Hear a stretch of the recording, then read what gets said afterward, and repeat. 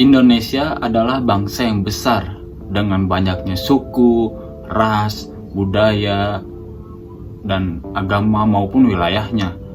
Itulah sebabnya Indonesia banyak kebudayaan yang tercampur di dalamnya, termasuk kekayaan alam yang melimpah, kekayaan intelektual, maupun kekayaan leluhurnya. Dan apakah kalian berpikir bahwa asal-usul atau nenek moyang kita itu siapa dan dari mana?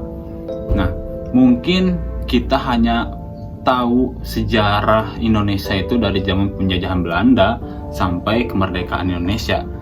Namun, jauh dari sebelum itu, nenek moyang kita sudah menempati Nusantara ini, baik dari Sabang sampai Merauke. Dan banyaklah suku-suku yang timbul karena adanya nenek moyang kita ini. Nah, di sini saya akan menjabarkan beberapa teori asal-usul tentang nenek moyang kita dari Sabang sampai Merauke, tentunya menurut para pakar dan ahli, dan tentunya juga dari pakar dalam negeri maupun luar negeri. Dan berikutlah teori-teori yang bisa saya jabarkan. Ada 4 teori utama yang perlu Anda ketahui tentang asal-usul nenek moyang bangsa Indonesia. Teori yang pertama adalah teori Yunan. Teori Yunan ini mengungkapkan asal-usul nenek moyang Indonesia berasal dari wilayah Tiongkok, tepatnya daerah Yunan. Nenek moyang bangsa Indonesia dipercaya telah meninggalkan wilayah Yunan di sekitar hulu sungai Salween dan sungai Mekong dengan memiliki tanah yang subur. Diperkirakan karena bencana alam dan serangan suku bangsa lain, maka mereka mulai bergerak untuk berpindah. Nenek moyang bangsa Indonesia memiliki kebudayaan kelautan yang sangat baik, yakni sebagai penemu model asli perahu bercadik yang menjadi ciri khas kapal-kapal bangsa Indonesia saat itu. Penduduk Austronesia yang masih termasuk dalam wilayah kepulauan Nusantara ini kemudian menetap dan akhirnya disebut bangsa Melayu Indonesia.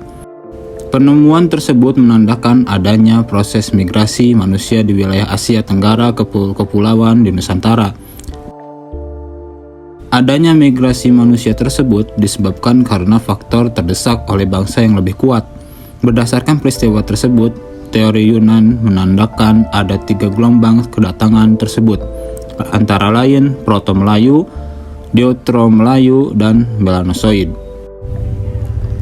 3 gelombang perpindahan atau migrasi dalam teori Yunan dijelaskan lebih detail seperti berikut ini. Yang pertama, Proto-Melayu. Proto-Melayu atau Melayu tua adalah orang-orang Austronesia yang berasal dari Asia yang pertama kali datang di Kepulauan Nusantara sekitar tahun 1500 sebelum Masehi. Bangsa Proto-Melayu memasuki wilayah Nusantara dengan 2 jalur, yakni jalur barat melalui Malaysia, Sumatera, dan jalur timur melalui Filipina, Sulawesi. Bangsa Proto-Melayu ini memiliki kebudayaan yang lebih tinggi dibandingkan manusia purba sebelumnya. Kebudayaan tersebut adalah batu baru atau disebut juga zaman Neolitikum, yang pembuatan batunya sudah dihaluskan. Yang kedua ada Deutero-Melayu. Bangsa Deutero-Melayu atau Melayu Muda kemudian berhasil mendesak dan akhirnya berasimilasi dengan bangsa pendahulunya, yakni bangsa Proto-Melayu. Bangsa Melayu Muda ini masuk ke Nusantara dengan jalur barat dengan menempuh rute dari Yunan, lebih tepatnya Teluk Tonkin, Vietnam, Semenanjung Malaysia, dan sampai akhirnya sampai di wilayah Nusantara.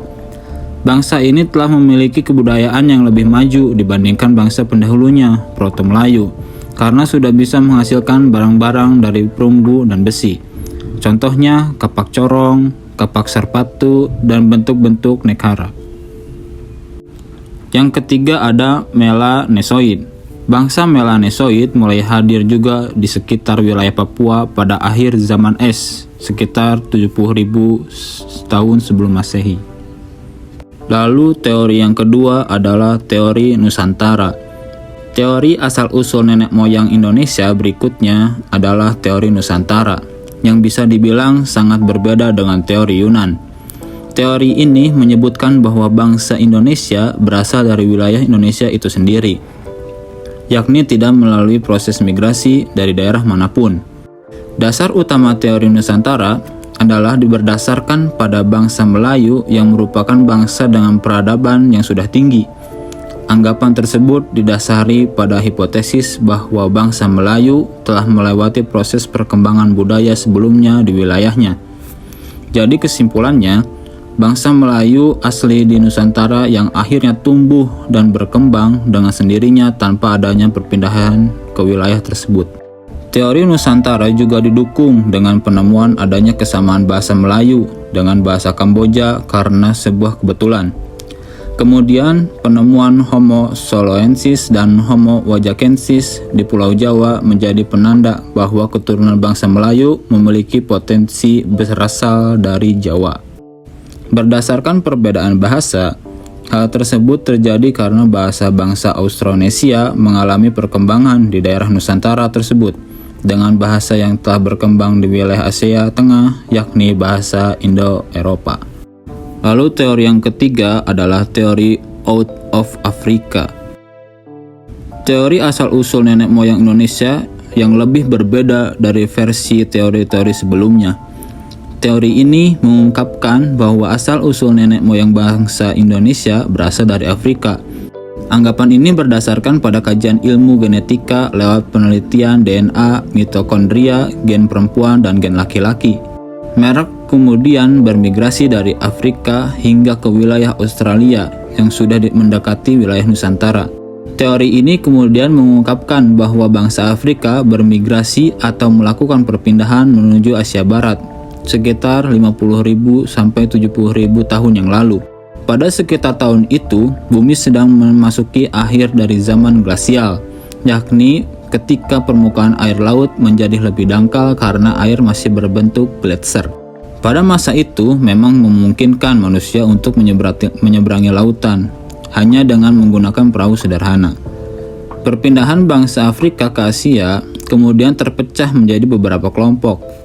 Ada kelompok yang tinggal sementara di bagian wilayah Timur Tengah atau Asia Barat Daya, dan ada kelompok lain yang bermigrasi dengan menyusuri pantai semenanjung Arab menuju India, Asia Timur, Australia, termasuk Indonesia. Fenomena tersebut diperkuat dengan penemuan fosil laki-laki di bagian wilayah Danau Mungo.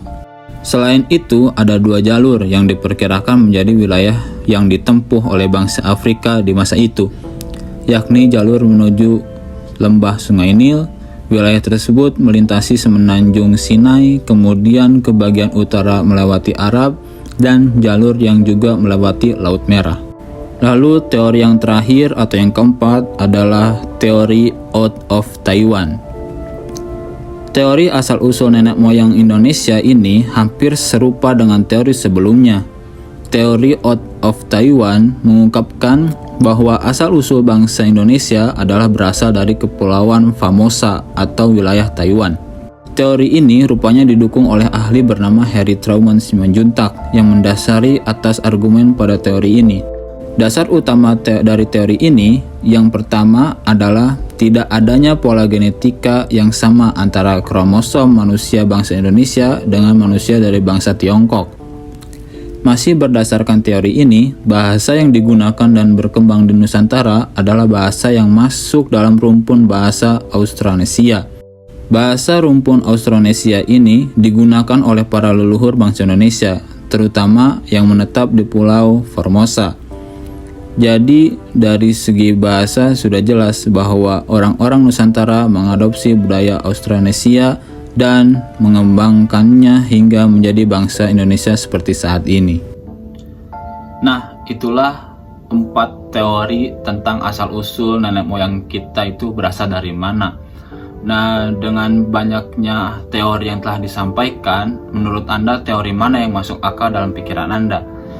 Tapi terlepas dari mana benarnya, teori yang mana yang bisa Anda masukkan ke dalam pikiran, yang penting terlepas dari itu semua, selebihnya seharusnya kita harus bisa menjaga budaya atau tradisi yang telah diwariskan kepada kita dari nenek moyang kita.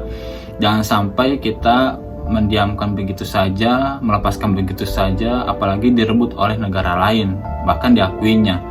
Intinya, terus lestarikan budaya dari nenek moyang kita. Sampai jumpa di memori selanjutnya.